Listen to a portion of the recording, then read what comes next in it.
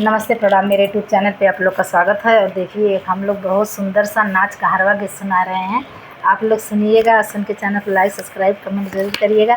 अब बताइएगा कि हम दोनों लोग का गाना आप लोगों को कैसा लगा।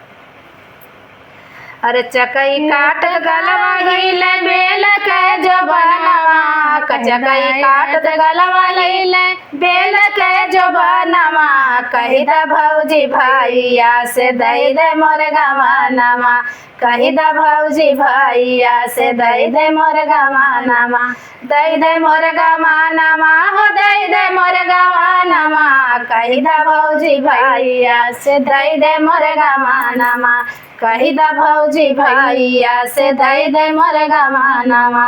अरे घसिया छोला न गैली सखिया के संगमा, सखिया के संगमा हो सखिया के संगमा, घसिया छोला न गैली सखिया के संगमा, सखिया के संगमा हो सखिया के संगमा। अरे रहिया चलात आँख मारे बेटा हानमा, रहिया चलात आँख मारे बेटा हानमा, कही दा भौजी भैया से दई दे मोर गवानमा, कही दा भौजी भैया से दई दे मोर गवानमा, दई दे मोर गवानमा हो दई दे मोर गवानमा, कही दा भौजी भैया से दई दे मोर गवानमा, कही दा भौजी भैया से दई दे मोर गवानमा। अरे पानिया भरा न गैली पकले कुआनमा, पकले कुआनमा हो पकले कुआनमा, पानिया भरा न गैली पकले कुआनमा।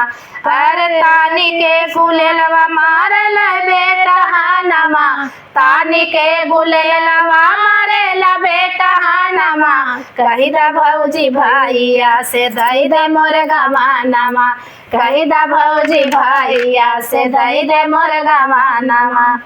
अरे चकई काट गलवा हिले बेल के जो बनवा, कही दा भौजी भैया से दई दे मोर गवानमा, कही दा भौजी भैया से दई दे मोर गवानमा।